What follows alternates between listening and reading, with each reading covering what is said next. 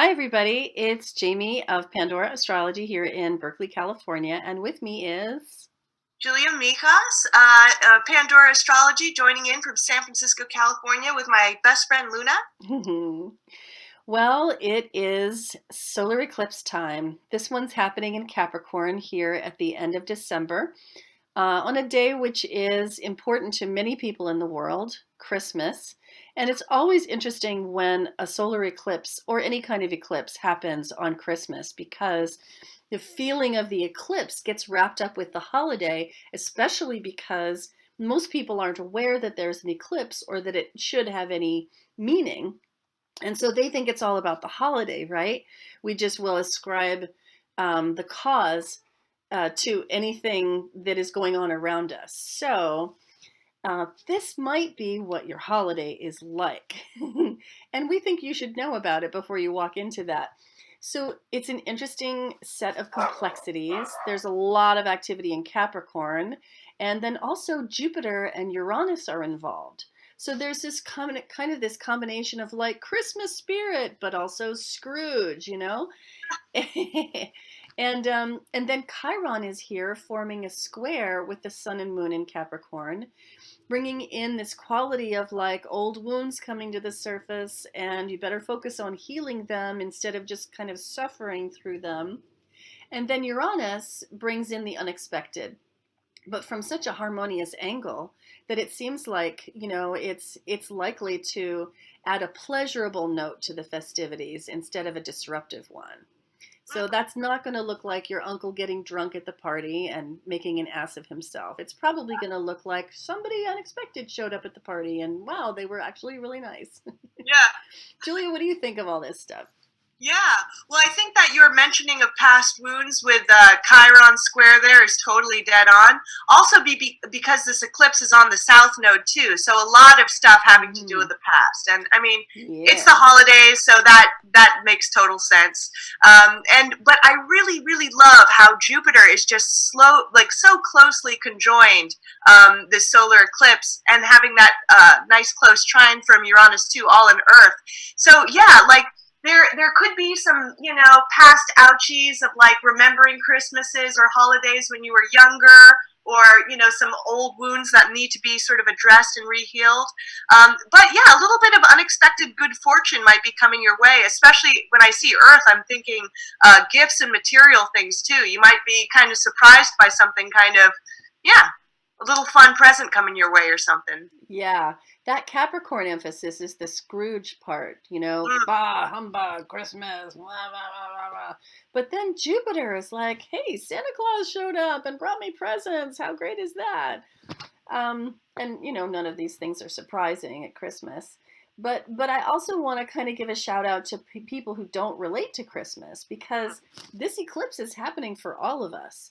If Mm. you would happen to be in a room with a bunch of family members, some of which you like and some of which you don't like, on December 25th during this eclipse, then this is going to condition your experience of that. But even if you're, at a Chinese restaurant enjoying a fine meal, or, just kind of going about your day, you're still going to experience this eclipse. And so it would be really good to, I mean, what eclipses are for is they make us look at our shadow. They make us look at what's behind us, the stuff that we don't ordinarily like to look at.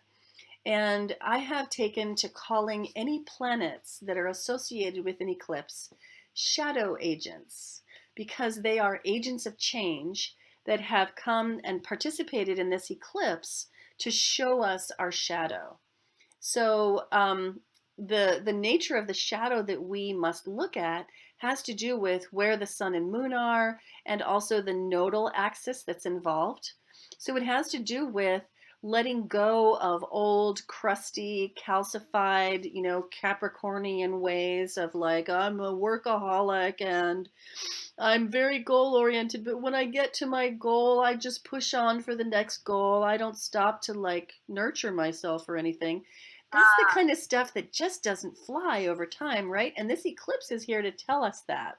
The yeah. North Oh, I Node in love that. Cancer is bringing another message, which is take care of yourself, engage in some nurture, slip into a warm bath, Who are the people that you love? Open your heart to them. So Uh-huh. that's some of why this is such a nice, the Christmas spirit is strong with this one. Let's put it that way. But we have other shadow agents involved. We have Jupiter, which is saying, open your heart, be generous, receive and also give, be tolerant of differences that you have with other people. And then Uranus, which is saying, um, enjoy when the unexpected happens. It can be Yeah. fun. It can add. It doesn't have to just break everything apart. And then Chiron, which is saying when a wound pops up, move to heal it. Don't just sit there being a victim of it. Yes, and I love that. I mean, even though it's wide, the North Node in Cancer widely square that Chiron. Mm. Just shows that the pathway to healing is through Cancerian channels, which Mm. means, opening your home, Mm. letting the warm feelings fly, being vulnerable and nurturing and letting yourself be nurtured. And Yeah. that Uranus trine to the dyad of the sun and moon, and also sextiling the North Node, the widely, is just basically saying invite some innovative and creative changes into the dynamics, maybe of past, and you can move forward towards that. I love it. So much good stuff wrapped up in a single eclipse. Yeah, I like this one. People who are going to feel this are going to be people who have stuff early in cardinal signs. But because the sort of the range of this moon extends back a little bit into the signs before, and those are mutable signs, some mutable people are going to feel this too. I like to think of about a like a 10-degree orb right around the eclipse, 5 degrees on one side, 5 degrees on the other. And yeah, I think these notes are actually a little bit much. Not 0 to 4, but really more like, oh goodness, I'm going to have to fix that. It's more like 4, 5, up to 9 degrees of cardinal signs, and also as far back as 29 degrees of mutable signs. So if you were born at the very end of a mutable sign, and that's where your birthday is, as a Gemini or a Sagittarius or a Virgo or a Pisces, you're going to feel this eclipse. If you were born in the first, third of a cardinal sign, then you're probably really going to feel this. Julia, any other thoughts? No, I feel pretty satisfied with this. Okay. I'm going to fix this text that went wonky on me. And yeah, I think that's all we have to say about this. If you want to know more about how this affects you personally, you might want to check your horoscope, which you can find in the November horoscopes playlist on Pandora Astrology's YouTube channel. You can also always find out more about the news in general on Pandora Astrology's monthly forecast page on our website, pandoraastrology.com. And we'll see you around the cosmos. Bye. Bye bye.